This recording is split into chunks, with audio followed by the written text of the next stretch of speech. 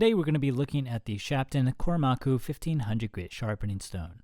These are short, simple review videos done by a real person and not AI, where I show different sharpening stones for what they are and what you can expect in real life if you buy a particular stone. The Shapton Kuromaku 1500 is an 8 1/4 by 2 3/4 inch sharpening stone and is sort of the oddball out in the Shapton Kuromaku lineup. The 1500 grit is not a big enough grit step jump, and there's no problems going straight from the Kuromaku 1000 to the Kuromaku 2000.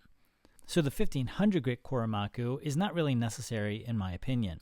If you already have the 1000 grit stone, the 2000 should be your next purchase.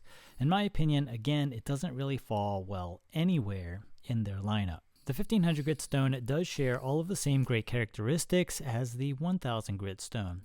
It has great feedback, doesn't clog up, and is still a good cutter. It is a splash and go stone just like the rest of the Kuromaku line, and soaking is not recommended. Just a splash of water and go.